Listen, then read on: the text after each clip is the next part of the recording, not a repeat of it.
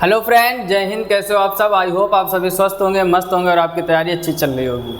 इसके पहले लेक्चर में हम लोगों ने प्लेस वैल्यू और फेस वैल्यू सीखी थी और हमने कहा भी था कि जो नेक्स्ट वीडियो होगा आपका वो आएगा यूनिट डिजिट। आज हम लोग संख्याओं के बारे में सीखेंगे, यानी जो इकाई का अंक होता है। एक या दो क्वेश्चन जरूर आपके एग्जाम में बनते हैं। एसएससी का कोई भी एग्जाम हो, मिनिमम एक क्वेश्चन जरूर आता है। लिख भी दिया हमने यहाँ पर, क्या यूनिट डिजिट इकाई का अंक आज हम लोग चर्चा करेंगे।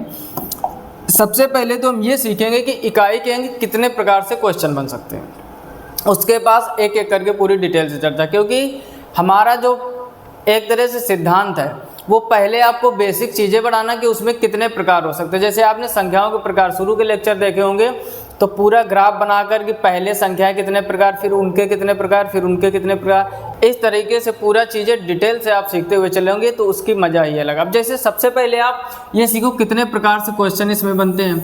तो इसमें कुल बनते हैं आपके 4 प्रकार के क्वेश्चन। कितने प्रकार के बनते हैं? 4। डायरेक्ट पढ़ाने का कोई मतलब नहीं होता कि आओ बस डायरेक्ट स्टार्ट हो जाओ कि इकाई के अंक के क्वेश्चन कैसे आते हैं। अगर उनको आप 2 से 3 पार्ट में डिवाइड कर लोगे और एक एक पार्ट डिटेल से सीखोगे तो बहुत ही आसानी से कुछ सेकेंडों यानी 4 से 5 सेकेंड में आप क्वेश्चन कर पाओगे। जैसे पहले तो इसमें आप डायरेक्ट मल्टीप्लाई से आ जाता है क्वेश्चन आपका। डायरेक्ट थोड़ा यहाँ पर और छोटा कर लेते हैं इसको, डायरेक्ट मल्टीप्लाई, ठीक है ना। पहला जो आपका प्रकार है उसमें डायरेक्ट मल्टीप्लाई, यानी डायरेक्ट कई संख्याओं को एक साथ लिख दिया जाएगा, बीच में इंटू इंटू का चिन्ह लगाकर, और आपसे कहेगा इकाई का अंक क्या बताओ। दूसरा क्या होता है उसको समझो थोड़ा ध्यान से। दूसरा आपको पूछ दिया जाता है पावर से रिलेटेड, ठीक। दूसरा किस पर पूछा जाएगा? पावर से। जैसे 2 की पावर 5 इंटू 5 की पावर 10 इंटू 7 की पावर 8, इस टाइप से क्वेश्चन।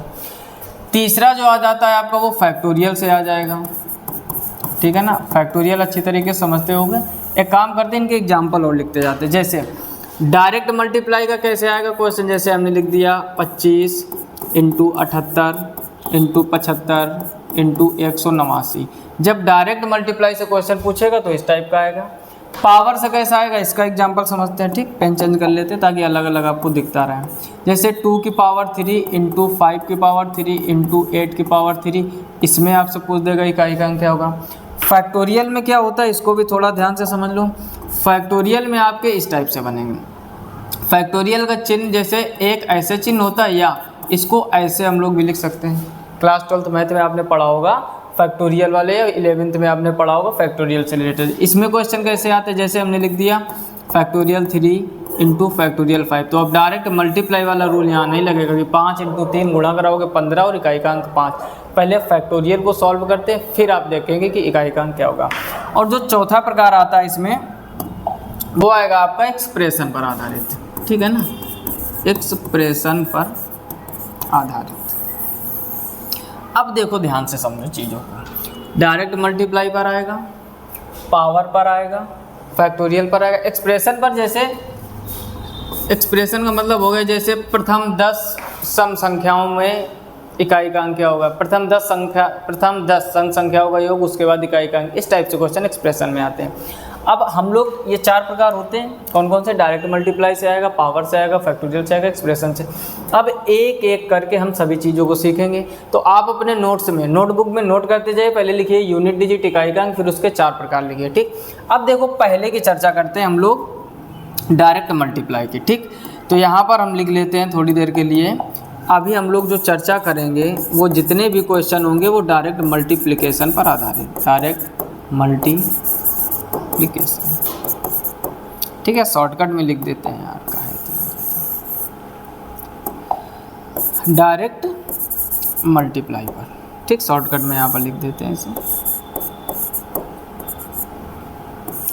यानी जो अब हम लोग सीखने वाले हैं वो डायरेक्ट मल्टीप्लाई का क्वेश्चन कैसे आता है। जैसे एक एग्जांपल लेते हैं, एक एक चीज़ को बड़े ध्यान से सुनना और बड़े ध्यान से समझना। यकीन मानो आपका कॉन्सेप्ट एकदम मजबूती से क्लियर हो जाएगा। जैसे सबसे पहले हमने एक एग्जांपल लिया पहला, और हमने यहाँ पर लिख दिया 2 इंटू 5। सबसे छोटा, बिल्कुल बेसिक से चालू कर रहे हैं क्योंकि हम ये मान के चलते हैं कि आप पहली बार नंबर सिस्टम सीख रहे हो।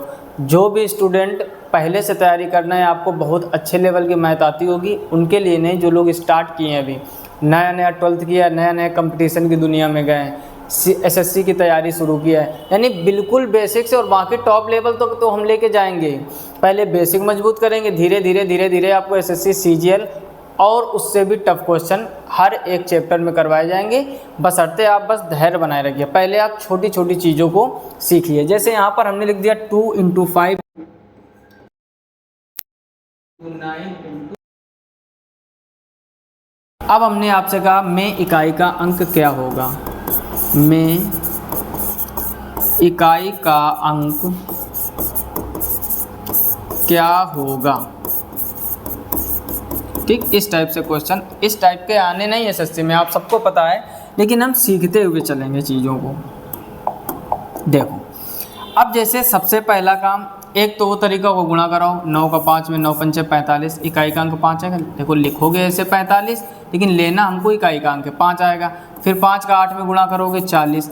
अब जैसे ही 0 मिल जाए, फिर किसी भी संख्या का आप गुणा कराओगे, किसी भी संख्या का गुणा कराओगे तो इकाई का अंक आपका हमेशा 0 रहने वाला। क्वेश्चन ज़रूर छोटा है, लेकिन ये धमाका बहुत बड़ा है। समझ पा रहे हो? छोटा पैकेट बड़ा धमाका जिसको कहते हैं। मतलब समझो, आपको आप अच्छी तरीके से जानते हो कि 0 जहाँ आ जाता है, फिर उसके साथ कुछ भी गुणा कराओ, लास्ट में तो 0 आने वाला। तो क्वेश्चन छोटा है, लेकिन काम बहुत बड़ा इसने कर दिया, जो आपके एसएससी में आते हैं क्वेश्चन। अभी एग्जाम्पल देंगे। कहने का मतलब, कोई भी डायरेक्ट मल्टीप्लाई से क्वेश्चन आए, ध्यान से सुनो, कोई भी डायरेक्ट मल्टीप्लाई से क्वेश्चन आए तो आपको ढूंढना है कि 0 कहीं बन तो नहीं रहा है। अगर 0 बन रहा है तो सारी दुनिया एक तरफ, 0 आंसर एक तरफ। क्लियर हो गया ना? सारी दुनिया एक तरफ और 0 आंसर एक तरफ। बस आपको डायरेक्ट मल्टीप्लाई में ढूंढना है कि गलती से कहीं 0 तो नहीं बन रहा है। अगर 0 बन जाए तो आंसर 0 टिक कर दो, आगे गुणा भाग करने की कोई आवश्यकता नहीं है। बात समझ पर? अच्छा, 0 बनता किस किस सिचुएशन में, उसकी भी चर्चा करेंगे। जैसे एक क्वेश्चन अब थोड़ा सा बड़ा लेते हैं।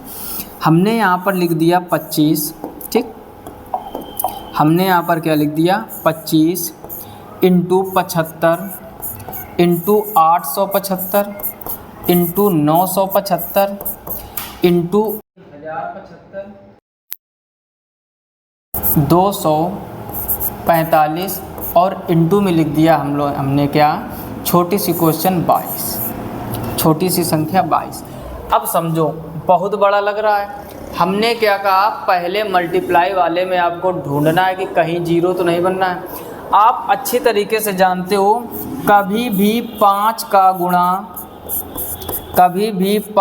गुणा सम संख्या से हो जाए, 5 का गुणा सम संख्या से हो जाए तो इकाई का अंक सदैव 0 आएगा। इकाई का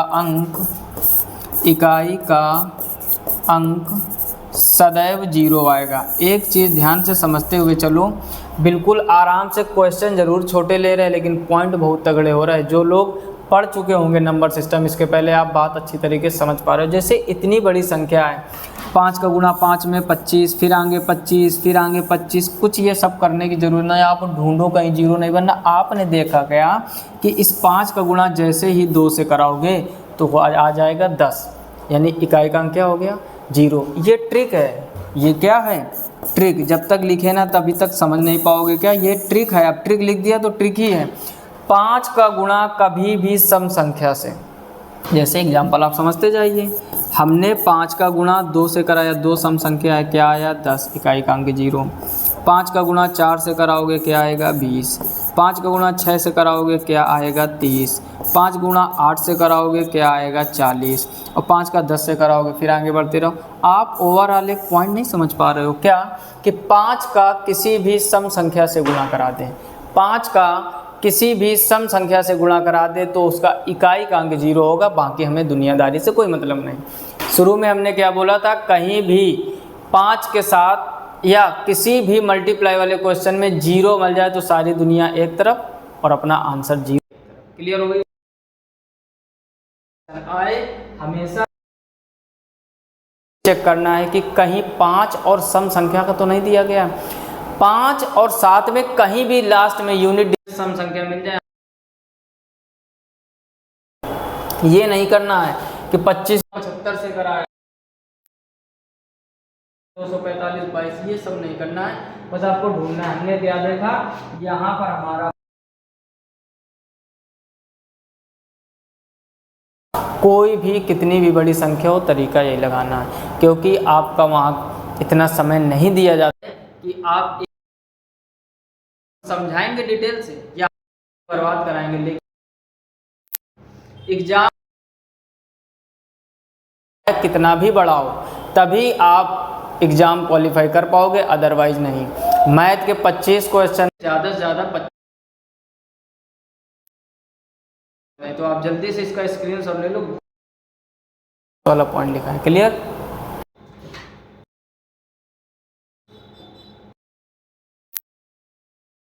अब क्या करते हैं, यहाँ पर इतनी चीजें हटाते हैं।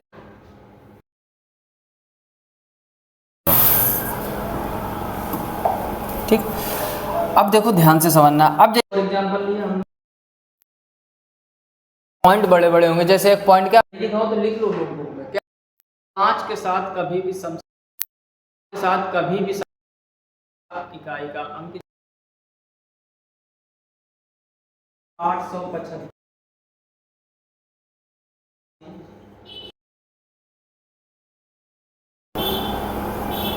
98 फैक्टोरियल 9 इंटू 1098, इतनी भी बड़ी संख्या तरह से डिवीजन है। हमने आपको ऐसे क्वेश्चन में क्या ध्यान देना है, 5 कुछ भी हो क्या है होगा। जब भी आप से समझो, जब भी क्या पूछा इकाई का अंक जी, क्वेश्चन सारे जो एग्जाम में आते हैं ऐसे ही क्वेश्चन लिख कर प्रैक्टिस करेंगे और साथ में चीज़ों को सीख। ठीक, इकाई का अंक क्या हो जाएगा 0। लेकिन अगर थोड़ा सा ध्यान दो, समनापन, जैसे हमने लिखा 75 इंटू 87 इंटू 11 इंटू 71 इंटू 75 और इंटू 73 और इंटू 871 इंटू 975, बहुत सारी संख्या लिख सकते हो। यानी अब आप देख रहे होगे 5, यानी कहीं भी सम संख्या हमने नहीं लिखी, जानबूझकर नहीं लिखी, ताकि आपको चीज़ों को समझा सके। अब ध्यान से समझना। अब देखो पहले बेसिक समझो, 5 का 7 में गुणा करोगे 35 आ जाएगा, लेकिन इकाई का 5 होगा। फिर 5 का 1 में गुणा करोगे क्या आएगा 5, फिर 5 का गुणा 1 में करोगे क्या आएगा 5, फिर 5 का गुणा 5 में करोगे क्या आएगा 25, लेकिन लेना आपको 5 है। फिर 5 का गुणा 3 में करोगे 15 आ जाएगा, फिर 5 का गुणा 1 में करोगे 5 आ जाएगा, फिर 5 का गुणा 5 में करोगे 5 आ जाएगा। तो एक कॉन्सेप्ट यहाँ पर भी निकल कर आया, एक कॉन्सेप्ट यहाँ पर भी निकल के आया, और बहुत ही धांसू कॉन्सेप्ट समझते हो, मतलब एकदम जबरदस्त। कितना भी बड़ा क्वेश्चन हो, बस 1 सेकेंड का काम है, आपका काम हो जाएगा। यानी कहने का मतलब ये है कि अगर कभी भी, ध्यान से सुनो, अगर कभी भी 5 के साथ इंटू विषम संख्या, पिछले में क्या था सम, और इसमें क्या है विषम संख्या, तो आप देख रहे होगे इकाई का अंक बदलता ही नहीं है, यानी नो चेंज। अब बताओ ये पॉइंट तगड़ा है कि नहीं? यानी 2 पॉइंट हमने सीखे अभी तक कि अगर इकाई के अंक 5 के साथ किसी भी संख्या में इकाई का अंक सम संख्या हो तो आंसर 0, और विषम संख्या हो तो आंसर 5। यानी 5 की दुनिया में, या जब भी संख्याएं बहुत सारी मल्टीप्लाई में दी जाएं, 5 के साथ अगर विषम संख्या आए तो आंसर नो चेंज, यानी 5 ही रहेगा। और 5 के साथ में अगर सम संख्या है तो इकाई का अंक 0 हो जाएगा, बाकी गुणा भाग करने की कोई आवश्यकता नहीं है। सीखते हैं और कुछ कॉन्सेप्ट, ठीक, इसका स्क्रीनशॉट ले लीजिए। चलिए आगे बढ़ते हैं, ठीक, इसको यहाँ से हटाते हैं और अब सीखते हैं कुछ और, प्रैक्टिस करते हैं। जैसे अगला एग्जाम्पल लिया, अब आप लोग आंसर बताओ। हमने अगला क्वेश्चन लिया 578 इंटू 1075। कुछ लोग समझ गए होंगे कि आप भैया कुछ भी कर दो, अब दुनिया इसके आगे कुछ भी लगा दो, हम तो आंसर 0 करेंगे, जो लोग कॉन्सेप्ट समझ पाए। अब कॉन्सेप्ट ही पल्ले नहीं पड़ रहा इतने बार बताने के बाद, फिर तो कहीं ना कहीं दिक्कत है। ठीक, 578 1075 में हमने जैसे ही देखा इधर 8 इधर 5, यानी 5 का पेयर सम संख्या से बन गया, 8 पंचे 40, तो आंसर तो अंत में 0 आना है। यानी जब भी कोई क्वेश्चन हो, वही तो सिखाने का प्रयास कर रहे हैं कि 5 के साथ में सम संख्या मिल जाए तो आंसर 0। अब कुछ लोग जैसे ही हमने दो संख्याएं लिखी होंगी आंसर 0 आ गया होगा, अब हम कुछ भी जोड़ रहे हैं। अब हम यहाँ पर 10,078 लिख दे, हम 5 लिख दें, हम 15 लिख दें, हमारा मन हम 2875 लिख दें, आपका मन आप 1099 लिख दो, आपका मन मान ही नहीं रहा है आपका, हम तो भैया संख्या बढ़ाते जाएंगे, अंत ही नहीं करेंगे, ऐसे कर करके कुछ भी। क्लियर हो रही बात? इसका मतलब ये हुआ, एकदम आराम से समझा रहा है, आप कॉन्सेप्ट स्टार बना के जो हम बोलते हैं बस वो पॉइंट लिखो, बाकी जब आप प्रैक्टिस करोगे, देखोगे आंसर बताओगे, देखोगे आंसर बताओगे, यकीन मानो अगर आपको 5 सेकंड से ज़्यादा इकाई के अंक में लग जाए तो आप कहना, आप बस धैर्य बनाए रखो थोड़ा। हमने अभी कॉन्सेप्ट क्या सिखाया कि सम संख्या के साथ में 5 मिल जाए आंसर 0, कितना भी बड़ा क्या लेना देना आपको दुनियादारी के। दूसरी चीज, अगर ये मान लो पेयर पहले, जरूरी थोड़े ना कि पहले नंबर पे ऐसी कंडीशन बन जाएगी, तब आपको ढूंढना, जैसे मान लो पहली जगह पे यहाँ पढ़ना होता तो आप यहाँ पर देखिए, बन गया। यानी जब भी मल्टीप्लाई वाला क्वेश्चन आए आपको पेयर ढूंढने हैं कि 5 के साथ में सम है क्या, कहीं मिल जाए आंसर 0, सम कहीं मिले नहीं, पूरी संख्याओं में सम नहीं मिला, आप पूरी दुनिया घूम गए एक्सप्रेशन वाली, जितना भी विस्तार दिया गया है सम मिला ही नहीं, हर जगह विषम 1 3 7 9 इस टाइप का लास्ट में मिला और साथ में 5, तो आंसर हम 5 करेंगे। क्लियर? अगला क्वेश्चन, एक और क्वेश्चन लिखते हैं और आप लोग आंसर बता दीजिए बराबर से। ठीक, थोड़ा सा कठिन और करेंगे, जैसे हमने लिख दिया 1113 2222 इंटू 75 इंटू 21 71 इंटू 78 75 इंटू 77 और इंटू 88। बस आपको कुछ भी नहीं सोचना है, 5 मिला आप कहोगे 5 तो मिल गया, ढूंढो सम कहीं है, इधर भी सम मिल गया आपको, वहाँ नहीं मिला तो आपको इधर लास्ट में मिल गया, कहीं भी एक जगह मिल जाए, 5 का गुणा 2 से कराओगे 10, लास्ट में 0, आंसर 0। तो इसमें जो इकाई का अंक होगा वो आपका हो जाएगा 0। अगर कहीं सम संख्या ना मिलती, मान लो, ध्यान से समझो, अगर ये ना होता और ये ना होता, दोनों सम संख्या हटा दे, तब देख रहे हो कि हर जगह पर विषम है, तो विषम का गुणा जब 5 से करते तो हमेशा 5 ही आंसर आता। अब तो आप कॉन्सेप्ट अच्छी तरीके से समझ गए होंगे, ये था हमारा डायरेक्ट मल्टीप्लाई का। क्लियर हो रही बात कि नहीं? डायरेक्ट मल्टीप्लाई की अब टेंशन नहीं होनी चाहिए। हमने देखो अलग अलग चीजें, अभी पावर वाला अलग समझेंगे, ठीक है ना, पावर में भी बहुत ट्रिक काम कर जाती है जबरदस्त तरीके से, उसको हम लोग सीखेंगे, फिर उसके बाद फैक्टोरियल सीखेंगे और उसके बाद एक्सप्रेशन वाला सीखेंगे। क्लियर? जल्दी से इसका भी स्क्रीनशॉट ले लीजिए।